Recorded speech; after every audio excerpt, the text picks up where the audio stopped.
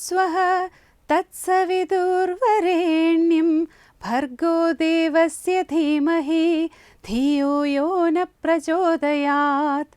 മനുഷ്യവർഗത്തിൻ്റെ മാത്രമല്ല പ്രകൃതിയുടെയും സമസ്ത പ്രപഞ്ചത്തിൻ്റെയും സർവതോന്മുഖമായ ക്ഷേമത്തിന് വഴിതെളിക്കുന്ന മഹാമന്ത്രമാണ് ഗായത്രി.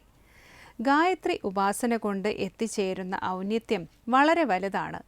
ഓരോ വേദത്തിലും പല സ്ഥലങ്ങളിലായി 3-4 തവണ വീതം പ്രത്യക്ഷപ്പെടുന്നുണ്ടെങ്കിലും ഗായത്രി മന്ത്രത്തിൻ്റെ രൂപം ഒന്നു തന്നെയാണ്.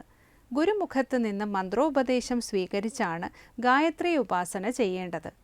ഗായത്രി മന്ത്രത്തിൻ്റെ വാസ്തവത്തിലുള്ള അർത്ഥം ഉപാസനയിലൂടെ സാക്ഷാത്കരിക്കേണ്ടതാണ്.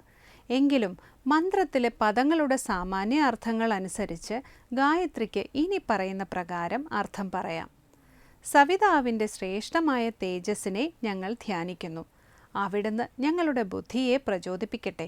സ്തുതിയും ധ്യാനവും പ്രാർത്ഥനയും ഗായത്രി മന്ത്രത്തിൽ ഉൾക്കൊണ്ടിരിക്കുന്നു എന്ന് ഇതിൽ നിന്നും വ്യക്തം. ഗായന്തം ത്രായതേ എന്നാണ് ഗായത്രി എന്ന പദത്തിൻ്റെ അർത്ഥം.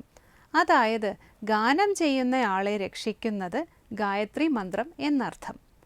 ഗായത്രി മന്ത്രം ചൊല്ലുന്നത് സർവ്വവിധ ക്ഷേമത്തിനും വഴിതെളിക്കുമെന്നാണ് വിശ്വാസം.